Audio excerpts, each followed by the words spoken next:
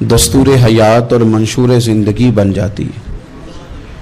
لیکن اگر اللہ تبارک و تعالیٰ کسی چیز کا بار بار تذکرہ فرمائے تو معنی یہ ہے کہ اس کی ہمیں بہت ہی زیادہ ضرورت ہے۔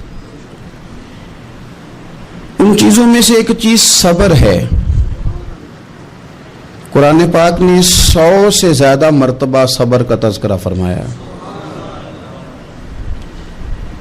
اتنی بڑی بات کو سمجھیے گا کہ 100 سے زیادہ مرتبہ قرآن پاک نے تذکرہ کیا ہے صبر کا، اور مختلف انداز میں۔ کہیں فرمایا کہ وَبَشِّرِ الصَّابِرِينَ، اے محبوب صبر کرنے والوں کو خوشخبری سنا دیجیے۔ کہیں فرمایا اِنَّ اللَّهَ مَعَ الصَّابِرِينَ، بے شک اللہ صبر کرنے والوں کے ساتھ۔ تو مختلف انداز میں مختلف طریقوں سے اللہ تعالیٰ نے صبر کا تذکرہ فرمایا۔ سوسائٹی کے اندر، معاشرے کے اندر اور مسلمانوں کے اخلاقی رویوں کے اندر اگر صبر کو داخل کر لیا جائے تو ہم محسوس کریں گے کہ ہماری زندگی نہ صرف یہ کہ آسان ہو گئی ہے بلکہ محبتوں والی ہو گئی ہے، چاہتوں والی ہو گئی ہے۔ ہمارے رشتے ایک دوسرے سے ٹوٹ نہیں رہے بلکہ بننا شروع ہو گئے۔ تھوڑا سا صبر بہت ساری چیزوں کو ٹوٹنے سے بچا لیتا ہے۔ قرآن مجید کی جو آیت کریمہ میں نے تلاوت کی، یہ سورہ آل عمران کی آخری آیت ہے۔ اللہ تعالیٰ نے فرمایا یا ایھا الذین آمنوا اصبروا وصابروا، اے ایمان والو صبر کرو صابر بنو۔ اے ایمان والو صبر کرو اور صابر بنو۔ کیا مطلب؟ پہلے صبر کا مطلب یہ ہے کہ اگر تمہیں کوئی ذاتی تکلیف پہنچے تو اس پر صبر کرو۔ وصابروا، اس کا معنی یہ ہے کہ اگر دشمن کے مقابلے میں کسی اور کی طرف سے کوئی تکلیف آئے تو اس پر بھی صبر کرو۔ پھر فرمایا ورابطوا، اور ہمیشہ کمر بستہ رہو، اسلامی سرحدوں کے پہرے دار رہو۔ واتقوا اللہ، اللہ سے ڈرتے رہو۔ لعلکم تفلحون، اس امید پر کہ اللہ تمہیں کامیابی عطا فرما دے، تم فلاح پا جاؤ۔ یا ایھا الذین آمنوا اصبروا وصابروا، اے ایمان والو صبر کرو اور صابر بنو۔ صبر کرو صابر رہو، یعنی جو ذاتی تکلیف آئے اس پر بھی صبر کرو، اور مصابرہ کا معنی سامنے سے آنے والی تکلیف۔ اگر بیماری آ گئی، کوئی پریشانی آ گئی، کہیں کوئی اپنا دنیا سے چلا گیا تو یہ ذاتی تکلیف ہے، اس پر بھی صبر کرنا۔ اور اگر اپنوں نے، بیگانوں نے کوئی تکلیف پہنچا دی، کوئی اذیت دے دی، وہ اذیت کئی صورتوں میں ہو سکتی ہے۔ تانا بھی ایک اذیت ہے، طنز بھی ایک اذیت ہے، کسی شخص کے بارے میں غلط کلمہ کہنا بھی ایک اذیت ہے، اور مقابلے میں کھڑے ہو جانا، لڑائی کرنا، یہ بھی ایک اذیت ہے۔ اس پر بھی صبر کرو۔ ورابطوا، اور اس طرح کرو کہ کمر بستہ رہو، جد و جہد کرتے رہو۔ واتقوا اللہ، اللہ سے ڈرو۔ لعلکم تفلحون، تاکہ تم کامیاب ہو جاؤ۔ صبر جب آپ کرتے ہیں نا اور صبر کا ارادہ کرتے ہیں تو اللہ تعالیٰ صبر کی توفیق بھی عطا فرماتا ہے۔ ہم نے یہ دیکھا ہے کہ ہمارے پاس نعمتوں کی کمی نہیں، ہمارے فریزر خوراک سے بھرے ہوئے ہیں، ہمارے دسترخوانوں پہ انواع و اقسام کی چیزیں چنی ہوئی ہیں، ہماری الماریوں میں کئی ہمارے لباس تیار شدہ لٹکے ہوئے ہیں، ہماری جیبوں میں ہماری ضرورت کا سرمایہ اللہ نے ہمیں دے دیا ہے۔ لیکن اس کے باوجود جو لوگ ایک دوسرے سے پیار نہیں کر پا رہے، جو ایک دوسرے کے قریب نہیں جا پا رہے، تو اس کی وجہ یہ ہے کہ صبر نہیں رہا، حوصلہ نہیں رہا، کسی چیز کو برداشت کرنا ہمارے مزاج کا حصہ ہی نہیں رہا۔ اور پھر چونکہ امت مسلمہ نے انقلاب برپا کرنا تھا، دنیا کو پیغام حق دینا تھا، اگر ان کے اندر حوصلہ ہی نہیں ہوگا، اگر انہیں صبر ہی نہیں کرنا آئے گا، استقامت ہی نہیں ہوگی، کہیں رکنا ہی نہیں آئے گا، تو یہ میدانوں کو سر کیسے کریں گے؟ کامیابیاں کیسے ان کا مقدر بنیں گی؟ رمضان المبارک میں بھی ماحول یہ ہو کہ افطاری سے 1 گھنٹہ پہلے نظر پوری ٹک جائے گھڑی پہ، اور تھوڑا سا بھی صبر مشکل ہو۔ اور رمضان المبارک میں سحری کے وقت میں اگر دہی والی دکان پہ بھی جھگڑا ہی ہو رہا ہو، اور شام کو सामान खरीदने में भी अगर बहस ही हो रही हो, तकरार हो, झगड़ा हो, तो फिर सीखा क्या? फिर वो जो हमें तरबियत दी जा रही थी कि हमने सब्र करना है, तो फिर हमने उसमें हासिल क्या किया? हदीस पाक सुनेंगे, आपकी तबीयत बड़ी ठंडी होगी। मेरे नबी पाक सल्लल्लाहु ताला अलैहि वसल्लम ने इरशाद फरमाते हैं कि जो बंदा सवाल से बचना चाहेगा, इरादा करेगा अल्लाह मैंने किसी से नहीं मांगना, फरमाया जो सवाल से बचना चाहेगा रब उसे सवाल से बचा लेगा। और जो लोगों से बेनियाज होना चाहेगा, कहेगा या अल्लाह मुझे दुनियादारों का मोहताज ना बनाओ, अपनी बारगाह से अता फरमा। जो लोगों से बेनियाज होना चाहेगा अल्लाह लोगों से बेनियाज कर देगा। और फरमाया जो सब्र का इरादा करेगा अल्लाह उसे सब्र की तौफीक भी अता फरमा देगा। इरादा तो करे, प्रोग्राम तो बनाए, तौफीक तो अल्लाह देगा। जो सब्र का इरादा करेगा अल्लाह सब्र की तौफीक भी अता कर देगा। और हुजूर सल्लल्लाहु ताला अलैहि वसल्लम फरमाने लगे, याद रखो किसी बंदे को जो बेहतरीन तोहफा दिया गया है ना, अगर किसी को कोई बेहतरीन अतिया मिला है तो फिर अल्लाह ताला ने उसे सब्र अता फरमाया है। ये बेहतरीन तोहफा है, इससे ज़िंदगी सवर जाती है, इससे इंसान बावकार और मुतमईन हो जाता है, इससे उसके शब रोज़ आसानी से बीतते हैं, वो दुनिया की पगडंडियों से आसानी से गुजर के अल्लाह की बारगाह है आली मर्तबत में सरखुरू होकर हाजिर हो जाता है। लेकिन अगर बेहौसला हो, सब्र ना हो, फिर नुकसान रोज़ बरोज़ बढ़ता है। और फिर मेरे रसूल पाक सल्लल्लाहु ताला अलैहि वसल्लम इरशाद फरमाते हैं कि असल बात यह है कि अल्लाह ताला ना किसी बंदे का दर्जा बुलंद करने का इरादा फरमाता है, लेकिन उसके अमाल इस तरह के नहीं होते कि उसका दर्जा बुलंद किया जाए। अब रब क्या करता है, अल्लाह ताला उसको माल की, जान की, औलाद की किसी मुश्किल में डाल देता है। उस मुसीबत पर वो बंदा सब्र करता है तो अल्लाह ताला उसका दर्जा बुलंद फरमा देता है। अमाल इस काबिल नहीं थे कि दर्जात बुलंद हों, वो आमाल की बुनियाद पर नहीं कर सकता था, तो अल्लाह ने किसी मुश्किल में डाल के ना अपने फजल से दर्जा बुलंद कर दिया। अब जो राह तरीकत का मुसाफिर था, जो सलूक की मनाजिल तय कर रहा था, जो अल्लाह रसूल के करीब जाने चाह रहा था, उसके लिए कितनी आसानी हो गई कि मुजाहिदा तो ज़्यादा ना कर सका, कसरत से नफली सौमो सलाद का बंदोबस्त तो ना कर सका, थोड़ा सा सब्र किया, रब ने अपना और अपने महबूब का कुर्ब अता फरमा दिया। तो ये तो आप सब्र करने के लिए जब निकले हैं तो आपने तो रब रसूल को पा लिया। ये सब्र तो वो वाला सफ़र है जिसकी जो मंजिल है वो अल्लाह रसूल का कुर्ब है। हम लोग थोड़ी थोड़ी बातों में हौसला हार जाते हैं, सब्र छोड़ जाते हैं, परेशानी बढ़ जाती है, पता नहीं ऐसे महसूस होता है कि जैसे यही बंदा दुनिया का सबसे दुखी बंदा है। तो एक तो ये कि ज़ाती हैसियत से सब्र करे, एक ये कि फिर दुश्मन का जब मुकाबला हो, आमन नुस्बिरु व साबिरु, आपका जब मुकाबला सामने किसी के साथ हो तो फिर तीर, तलवारें, असलहा, बंदूकें ये नहीं ज़्यादा लड़ती, मैदानों में हौसले लड़ते हैं, मैदानों में सब्र लड़ता है, मैदानों के अंदर तवानाइयाँ लड़ती हैं। मैदान करबला के अंदर कोई मुकाबला नहीं था तीर का तीर के साथ, तलवार का तलवार के साथ कोई मुकाबला नहीं था। मैदान करबला के अंदर जुल्म का सब्र से मुकाबला था। फतह के डंके यजीद ने बजाए थे, जशन इब्ने ज़ियाद ने मनाया था, लेकिन क़यामत तक अल्लाह ने जो फतह अता फरमाई है तो वो हुसैन इब्ने अली के सब्र को अता फरमाई, वो सैयदना इमाम अली मकाम के सब्र को मिली। अजीज भाई, सब्र ही हमेशा फातेह होता है, सब्र ही जीता करता है, सब्र ही कामयाबियां देता है। नतीजे सब्र के निकलते हैं, सब्र के हौसले के नतीजे होते हैं। हमारी जल्दबाजी हमें शिकस्त खुर्दा कर देगी, हमारा हौसला ना होना हमें हरा देगा, हम कमज़ोर पड़ जाएंगे अगर हम बेहौसला हो जाएंगे। सुनो, मेरे नबी पाक अलैहिस्सलाम ने तरबियत की, हुजूर अपनी उम्मत को दर्स देते हैं। हुजूर फरमाते हैं पहले तो कोशिश ही ना करो कि तुम्हारी दुश्मन से लड़ाई हो, इस चक्कर में ही ना पड़ो कि लड़ाई हो। मुसलमान अमन वाले हैं, ये पुरअमन लोग हैं, ये अमन पसंद हैं, ये दाइये अमन हैं, ये मुआशरे में मोमिन होना अमन की अलामत है।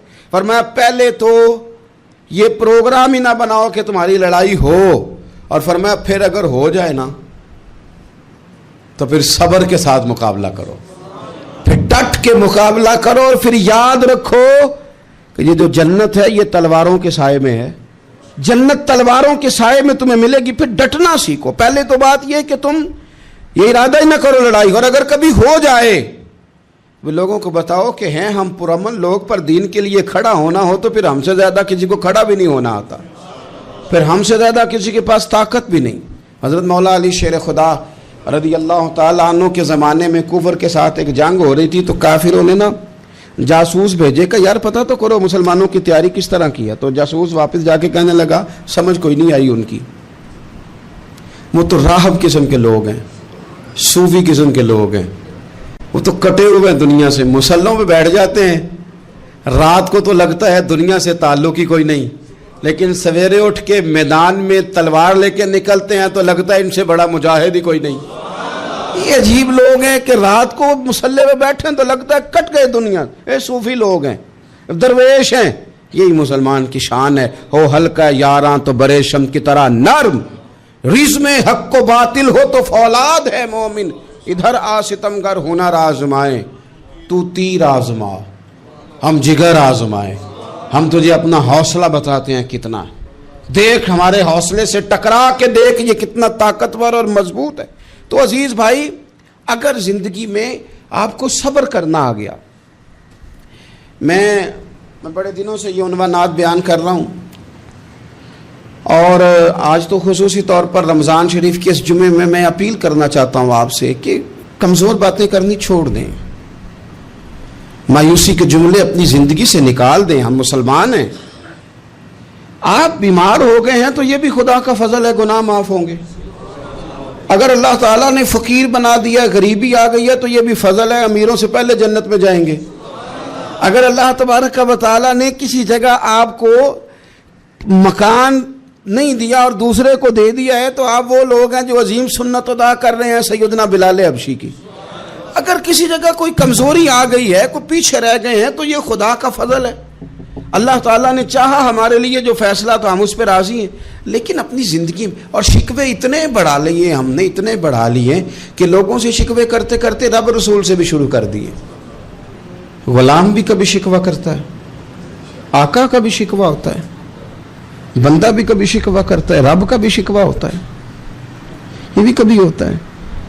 آپ نہ مانے پر یہ شکوہ ہے کہ میں بڑے ڈاکٹروں کے پاس گیا ہوں آرام نہیں آیا، نہ مانے پر یہ شکوہ ہے میں نے کبھی کسی کو ستایا تو نہیں پر میرے حالات نہیں ٹھیک ہوتے۔ آپ نہ مانے پر یہ شکوہ ہے کہ فلانے کے پاس دولت زیادہ ہے، اس نے پتہ نہیں وہ آگے نکل گیا اور میں پیچھے رہ گیا، نہ مانے پر یہ شکوہ ہے۔ کس سے کر رہے ہو؟ رب رسول سے؟ او آس بولے تے او دی مہربانی، اساں تے لاڈ ہی لڈاونے نے۔ کس سے شکوہ کر رہے ہو؟ خدا کے بندو، غلام غلامی کرتے ہیں، شکوے کرتے ہیں کوئی؟ حضرت ام سلمہ رضی اللہ تعالیٰ عنہ، شوہر کا نام ہے ابو سلمہ، بیٹے کا نام ہے سلمہ، کہتی ہیں میں، میرا شوہر، میرا بیٹا، تینوں، چھوٹا بیٹا میرا، ہم نکلے مکہ مکرمہ سے مدینہ طیبہ جانے کے لیے۔ ایک ہی بیٹا ہے، خاندان جمع ہے، شوہر کی گود میں بیٹا، اونٹ کے پیچھے میں۔ فرماتی ہیں مدینے کی سرحد آ گئی تو میرے میکے والے آ گئے، کہنے لگے ابو سلمہ نہیں لے جانے دیں گے مدینے اپنی بیٹی کو۔ میں نے کہا میں مسلمان ہوں، میں تو اپنے شوہر کے ساتھ مدینے جاؤں گی۔ انہوں نے کہا نہیں جا سکتے، تو نے جانا ہے تو جا، ہماری بیٹی نہیں جائے گی۔ زبردستی مجھ سے انہوں نے مجھے میرے شوہر سے الگ کیا۔ کہتی ہیں پھر میرے شوہر کے قبیلے والے آ گئے، وہ کہنے لگے اگر تم اپنی بیٹی کو نہیں نہ جانے دیتے تو یہ جو ہمارا پوتا ہے یہ ہماری نسل ہے، تمہارا نہیں، اسے ہم نہیں جانے دیں گے۔ وہ بچہ اپنی طرف کھینچتے تھے، میں اپنی طرف کھینچتی تھی، مدینے کی سرحد پہ۔ یہ جھگڑا زمین کے لیے نہیں ہو رہا، مکان کے لیے نہیں ہو رہا، حضور کے مدینے جانے کے لیے ہو رہا، حضور کے مدینے جانے کے لیے ہو رہا، مدینے جانے کے لیے ہو رہا۔ لنگ کئی مہینے تے برس گئے تے تیری دید نو دیدے ہی ترس گئے۔ انہوں نے بچہ کھینچا، میں نے اپنی طرف کھینچا، میرے بچے کا بازو اتر گیا۔ فرماتی ہیں میرے شوہر مدینے چلے گئے، بیٹا میرا میرے سسرال والے لے گئے, مجھے میکے والے لے گئے. آج بھی کچھ سیانے بندے کہتے ہیں اس کو نکال دو اور بچے چھین لو. ان کا بھی خیال تھا کہ بیٹا لے جائیں گے نا تو ابو سلمہ بھی مدینے سے واپس آ جائے گا, یہ بھی واپس آ جائے گی. او یار, اتنا بڑا بھی ظالم کوئی نہیں ہوگا جو ماں باپ سے بچے جدا کرے. فرماتی ہیں کہ وہ لے گئے چھین کے, میں میکے چلی گئی. لوگ روٹی کھاتے تھے, میرے حلق سے نہیں گزرتی تھی. زمانہ سویا کرتا تھا, میں سو نہیں پاتی تھی. بیٹا کہاں, شوہر کہاں, میں کہاں. ام سلمہ کتنی دیر تکلیف کاٹی. جناب ام سلمہ کہنے لگی لوگو 1-2 دن نہیں, پورا سال بیت گیا, پورا سال. پر جے سونا ہی میرے دکھ وچ راضی, جے سونا ہی مارو مارو مینو مار مکاؤ, میں کوئی عذر نہ پیش لے آواں, او جے سونا ہی میرے دکھ وچ راضی, پھر سکھ نو چلے ڈاواں. فرمایا سال بیت گیا. لوگ صبح اٹھ کے کام کاج پہ لگ جاتے, کپڑے بدلتے, ڈیوٹیاں کرتے, اور میں سویرے اٹھ کے اس جگہ آ جاتی جہاں میرا شوہر اور میرا بیٹا بچھڑا تھا. میں سارا دن روتی, آہوزاری کرتی, حضور کے مدینے کی طرف منہ کر کے میں تڑپتی. سال بیت گیا, سال, ایک ہفتہ نہیں نکلتا بچوں کے بغیر. بڑے بڑے سیانے لوگ پردیس جاتے ہیں تو بچوں کی فوٹو دیکھ دیکھ کے روتے ہیں, لیکن کہتی ہیں ماں تھی, بیٹا بچھڑا اور پھر بیٹا بیمار ہو اور ماں سے جدا ہو, کتنی تکلیف کا منظر ہے. آپ فرماتی ہیں کہ 1 سال بیت گیا اور میں نے کسی کی منت نہیں کی, میں نے کوئی شکوہ نہیں کیا, اس لیے کہ جس حال میں رب و رسول رکھیں. یہ حوصلہ, یہ صبر, یہ توانائی. 1 سال کے بعد میرے چچا کا بیٹا میرے پاس سے گزرا, تڑپتے دیکھ کر کہنے لگا میری بہن تو سارا دن روتی رہتی ہے. تو میں نے کہا بھائی تمہیں کیا بتاؤں, اس کا شوہر چلا جائے, بیٹا جدا ہو جائے, وہ کیا کرے گی. فرماتے اس نے جا کے میرے باپ سے, اپنے والد سے, میرے خاندان والوں سے کہا اس کی سزا کب ختم ہوگی. اس غریبنی کا قصور یہ ہے کہ یہ مدینے والے کا کلمہ پڑھتی ہے, اس کی غلطی یہ ہے کہ یہ مسلمان ہو گئی ہے, دین حق قبول کر لیا, کیوں نہیں تم خیال کرتے. کہتے ان کے دل نرم ہوئے, وہ رضامند ہوئے مجھے مدینے جانے پہ.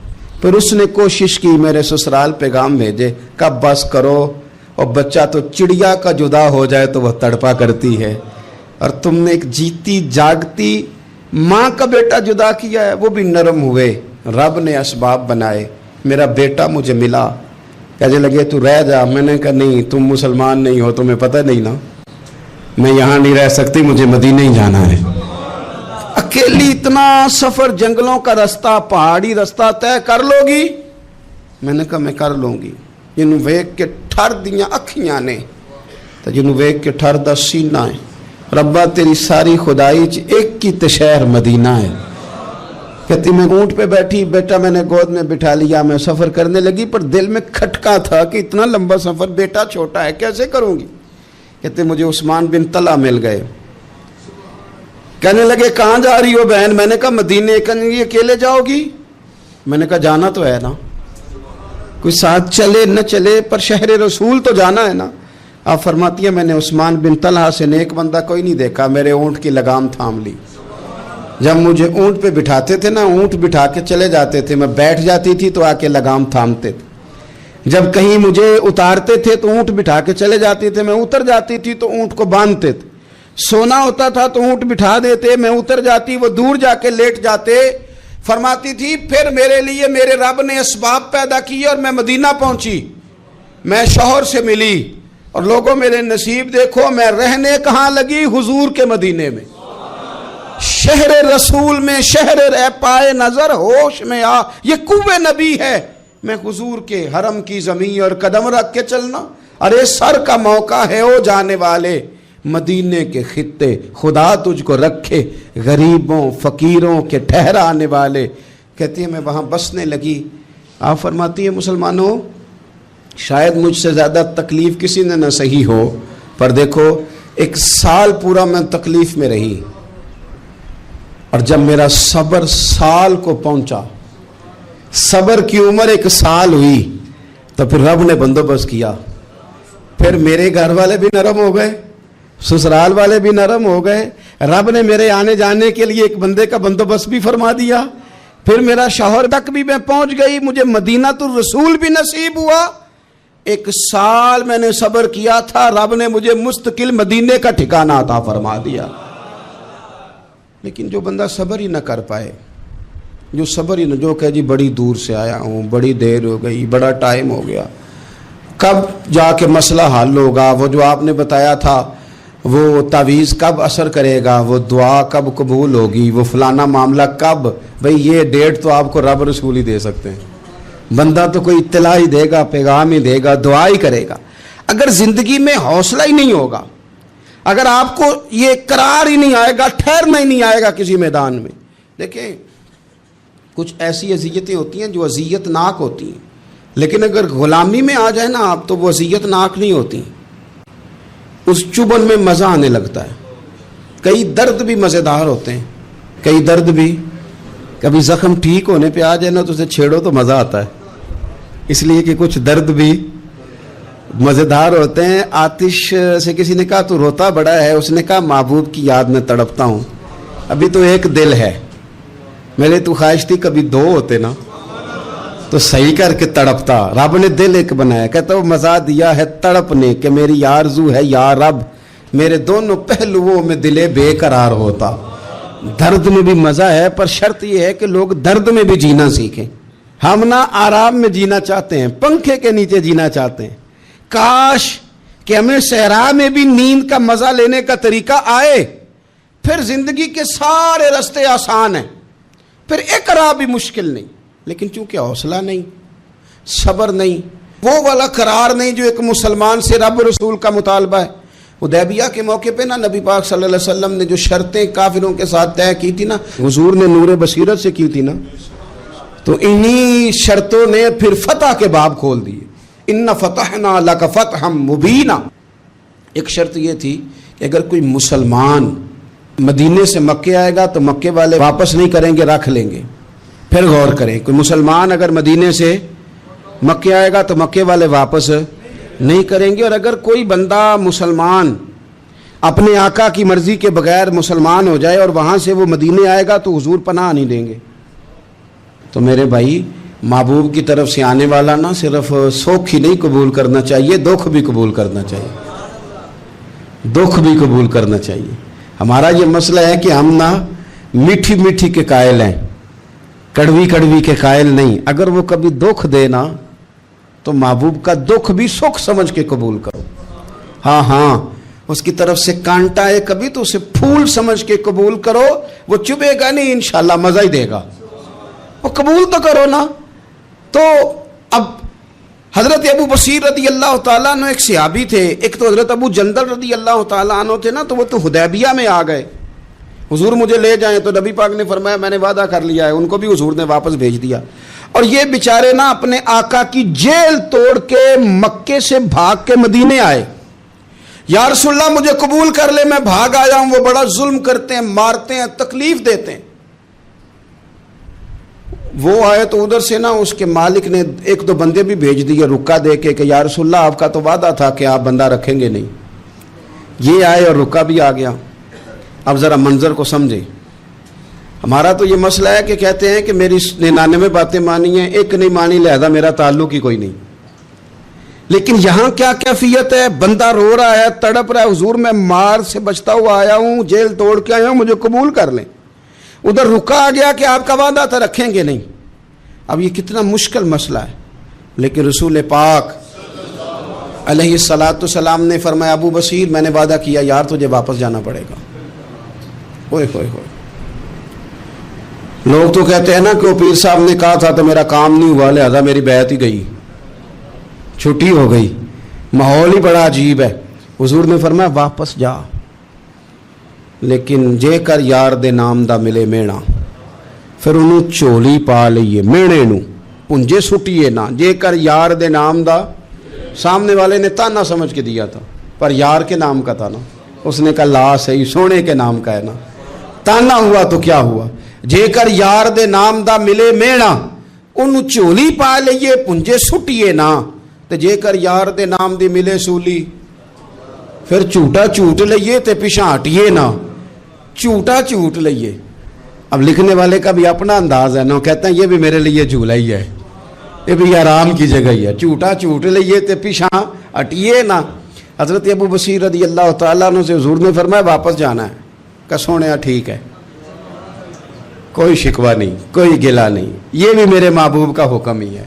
اور کیا بات ہے، میرے نبی وعدوں کے پکے ہیں، کیا بات ہے، حضور نے جو کہا کر کے دکھایا۔ کہتے ہیں میں واپس جا رہا تھا، ایک دو بندے ساتھ تھے، جب مدینے کی حد گزر گئی نا، حضور نے تو کہا تھا نا مدینے میں پناہ نہیں دینی، تو میں نے اس سے کہا یار تلوار بڑی سونی ہے، میرا دکھانا۔ اس نے دکھائی تو ایک کی میں نے گردن کاٹ دی، دوسرا ویسے ہی بھاگ گیا، اور بھاگ کے حضور کے پاس آیا، جی اس نے تو مار دیا۔ تو سرکار فرمانے لگے میں نے تو وعدہ پورا کیا تھا نا، تم سے نہیں سنبھالا گیا تو معاملہ تمہارا ہے۔ اب حضرت ابو بصیر رضی اللہ تعالیٰ عنہ واپس آئے، عرض کی حضور اب میرے لیے کیا حکم ہے؟ حضور نے فرمایا میاں حکم وہی ہے، مدینے میں ہم نہیں رکھ سکتے، تم مدینے میں صحابہ تھے نا، حضور کی باتوں سے خوشبو لیتے تھے، مدینے میں نہیں رکھ سکتے۔ حضرت ابو بصیر کہتے ہیں میں مدینے کی سرحد سے نکل گیا، اس جگہ چلا گیا جو نہ مکے کی ریاست میں تھا نہ مدینے کی، ایک مقام ایس تھا جہاں میٹھے پانی کے کنویں تھے، وہاں رہنے لگا۔ حضرت ابو جندل کو پتہ چلا کہ ایک نیا ٹھکانہ بن گیا، وہ بھی جیل توڑ کے آ گئے، 70 بندے آ گئے، وہاں سے قافلے گزرتے تھے کافروں کے، یہ بھی مسلمانوں کو تنگ کرتے تھے، اگر مکے سے کوئی قافلہ گزرتا تھا تو ہم نے بھی ان کو پکڑا، کافر کا مال مال غنیمت اسباب بن گیا۔ اور وہ جب قافلہ لے کے آتے تھے تو ڈرے ہوتے تھے، اور ان کو تو ستایا تھا نا، کہتے ہمیں ستایا بڑا تھا، ہم تو انقلابی بن گئے تھے، ہم تو رکھ لیتے نا، بڑی منت کرتے، بڑی جان مشکل سے چھڑاتے، 70 بندے ہو گئے، پھر 300 ہو گئے۔ تب وہ بصیر کہتے ہیں دنیا مدینے جاتی تھی لیکن ہم تڑپتے تھے، ہم تڑپتے تھے، روت لنگ گئی ہے پھر باہر آ دی، تے چٹھیاں مدینے آئیاں نہیں، ہم تڑپتے تھے کہ یار کوئی موقع ملے، روز رات کو روتے تڑپتے۔ 300 انقلابیوں کا جتھا صبر سے بیٹھا ہے مدینے کی سرحد پہ، اندر آنے کی اجازت نہیں، پر غلامی میں روز اضافہ ہو رہا ہے۔ صبر دیکھو، غلامی میں روز اضافہ ہوتا ہے۔ تنگ آ گئے کافر، پہلے بڑی ڈینگیں مارتے تھے کہ دیکھو ہم نے کیسی شرط منوائی ہے، کیسی شرط منوائی ہے کہ ان کا بندہ آئے گا تو ہم واپس نہیں کریں گے، ہمارا جائے گا تو انہیں کرنا پڑے گا۔ پھر اتنے تنگ آئے کہ خود آ کے کہنے لگے حضور مہربانی کریں، یہ شرط تو ختم کرے نا، اور ان 300 کو تو مدینے بلائیں، مہربانی فرمائیں۔ حضور بڑے خوش ہوئے، آج غلاموں کے نام پیغام لکھا، غلاموں کے نام پیغام لکھا، چٹھی لکھی حضور نے۔ چٹھی کس چیز کی لکھی؟ آ جاؤ یار مدینے آ جاؤ، چٹھی آئی مدینے آنے کے لیے، حضرت ابو بصیر کے نام چٹھی گئی، آ جا یار مدینے، آ جا تیرے نام پیغام سب لائی ہے سرکار نبی سے، اور آیا ہے بلاوا مجھے دربار نبی سے۔ پیغام آیا۔ حضرت ابو بصیر اتنے بیمار تھے کہ نزع کا عالم تھا، لیکن اس عالم میں بھی انتظار تھا۔ اس آخری ویلے اکھیاں میریاں رات تکنائے تیرا تے سجنا کچھ بھی نہیں جانا، یہ پا جاویں ایک پھیرا، تے سر میرے تے آن کھلویں تے پھر پردہ رہ جائی میرا، سوکھا نکلے صاحب ظہوری، یہ ویخ لوے مکھ تیرا۔ حضرت ابو بصیر کو نہ وہ رکا گیا، حضور کی چٹھی گئی تو یوں چٹھی پڑی، حضور نے فرمایا آ جا نا، رستہ کھل گیا ہے، تو آ جا، کھل گیا رستہ۔ دعا فرماؤ مدینے کے رستے کھل جائیں، کرو نا یار دعا مدینے کے رستے کھل جائیں۔ کچھ ایسے ہیں جنہوں نے سارے دکھ سنانے ہی مدینے جا کے ہوتے، کچھ لوگ ایسے ہیں جن کے دل اور کلیجے پھٹنے کو آ گئے، دعا کرو رستے کھل جائیں۔ حضور نے فرمایا آ جا تیرا راہ کھل گیا۔ حضرت ابو جندل کہتے ہیں میں سرانے کھڑا تھا، حضرت ابو بصیر کے خط پڑھا، مسکرائے، اشارے سے کہنے لگے کہ دیکھ میرے نبی کا خط ہے، حضور کی چٹھی میرے نام آئی ہے، پڑھنا۔ کہ میں نے بھی پڑھی، پہلے روئے، پھر کلمہ پڑھا، پھر میرا ہاتھ تھاما، روح ہی پرواز کر گئی، ہمیشہ کے لیے، ہمیشہ کے لیے۔ وہ ظاہری جسم کے ساتھ تو مدینے نہ پہنچے، پر قبر میں گئے تو مدینے والے کی زیارت نصیب ہو، قبر میں حضور کی زیارت نصیب ہو گئی، قبر میں۔ حضرت ابو جندل کہتا ہے میں نے جنازہ پڑھا، اور اسی مقام پہ جہاں انہوں نے انتظار کیا تھا نا، वो मकाम में इंतजार उनका मज़ार बना, मज़ार के साथ मस्जिद बनी, मस्जिद का नाम मस्जिद अबू बसीर रखा गया। उन्होंने उस इंतजार में जान दे दी, पर सब्र किया, शिकवा नहीं किया। यारो इतनी शिकायतें, इतनी शिकायतें, इतने शिकवे। एक बात मेरा और करने को दिल कर रहा है। एक सहाबी थे हज़रत आसिम बिन साबित रज़ी अल्लाह ताला अन्हु, जंगे उहद में ना हुजूर के हाथ पे मौत की बैत की, जंगे उहद में बैत की, सोने तेरे नाम पे मरना, डट के लड़े। सलाफा बिन साद के 2 बेटे बदर में कत्ल किए इन्होंने। उसने कसम खाई कि माज़ अल्लाह मैं इनका सर मंगा के तो इनकी खोपड़ी में शराब पीऊंगी। सलाफा बिन साद ने यह कसम खाई कि मेरे 2 बेटे कत्ल किए, मैं इनकी खोपड़ी में शराब पीऊंगी माज़ अल्लाह। एक कबीला गजील था, उन्होंने उहद के बाद हुजूर से कहा कुछ कारी हमें दे दें, हमने कुरान सीखना है। तो नबी पाक ने कुछ बंदे भेजे, तो आसिम बिन साबित को भी भेजा, लेकिन उन्होंने धोखा किया। वहां जाके इनको गिरफ्तार कर लिया। जब गिरफ्तार करके मक्के वालों के हाथ बेचने लगे तो हजरत आसिम बिन साबित ने तलवार निकाल ली, फरमाने लगे मैं काफिर का कैदी होके जीने से बेहतर है शहादत की मौत मर जाऊं। काफिरों का कैदी लड़े और फरमाने लगे मेरे कमान में तीर बाकी है, मैं लड़ूंगा और इतना लड़ूंगा कि तुम्हें पता चलेगा मुझे लड़ना आता है। और फरमाया मैं सब्र करूंगा और सब्र करके दिखाऊंगा, मैं डटूंगा और तुम्हें डट के। अकेला बंदा मैदान में डट गया, अकेला। जब तीर खत्म हो गए तो फिर नेजा निकाल लिया।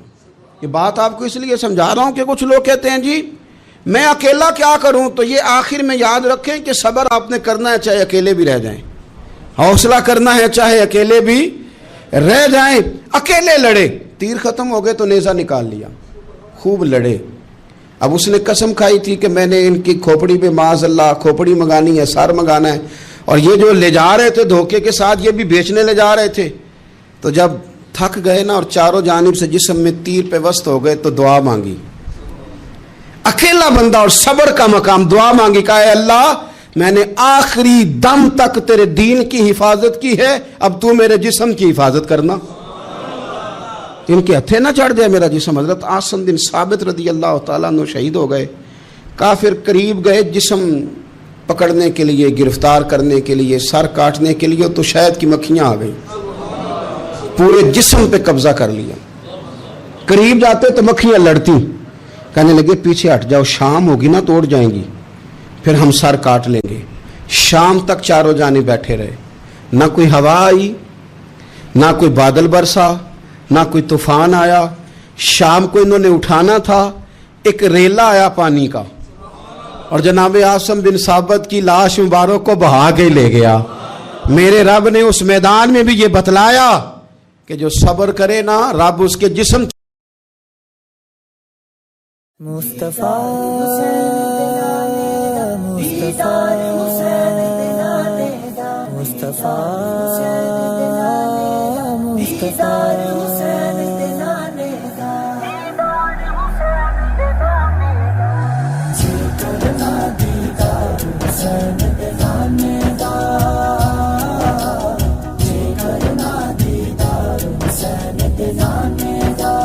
हो जाया शिक यार हुसैन दे नाने